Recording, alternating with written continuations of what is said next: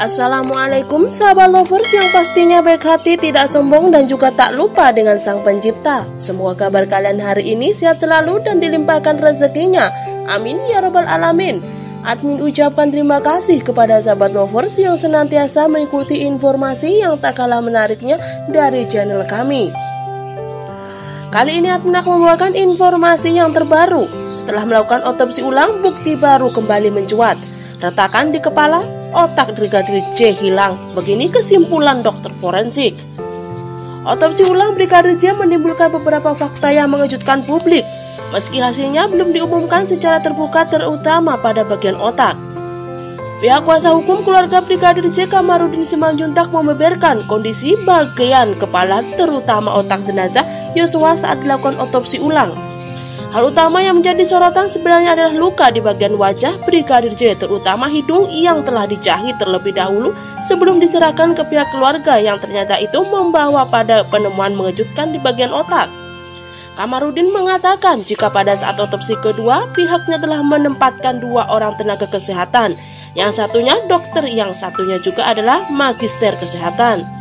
Setelah ditanyai dalam kanal YouTube apa yang menjadi penyebab luka pada bagian hidung Brigadir J, Kamarudin mengatakan jika itu merupakan hasil tembakan dari arah belakang yang pelurunya menembus ke bagian wajah sehingga menyebabkan robekan pada bagian hidung.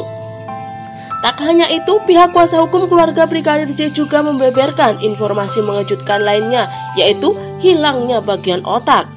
Pertama, dibuka kepalanya, tidak ditemukan otaknya.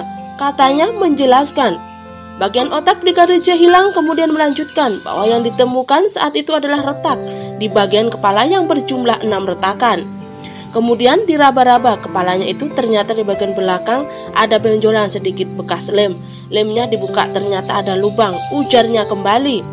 Kamarudin mengatakan jika lubang pada bagian kepala Brigadir J itu disendok atau ditusuk seperti sumpit, dan ternyata mengarah di bagian hidung yang luka.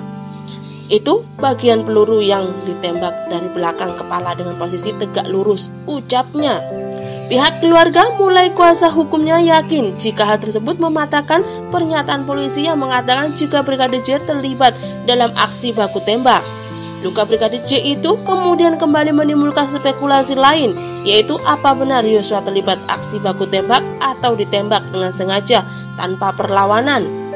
Kemudian menyatakan bahwa pernyataan ditembak dari arah belakang itu disampaikan langsung oleh dokter forensik yang melakukan otopsi pada jenazah Brigadir J. Jadi dokter forensik bersama-sama dengan dokter yang mewakili kita, jadi mereka menyatakan jika itu ditembak dari belakang, ucapnya.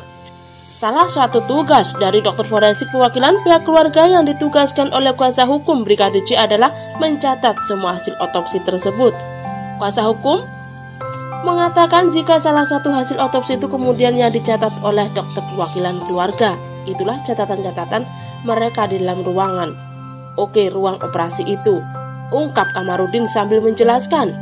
Setelah catatan-catatan mengenai hasil otopsi Brigadir J selesai, tepat pada malam hari pihak kuasa hukum segera memerintahkan untuk membuat dalam berita acara dan tuangkan dalam akta notaris.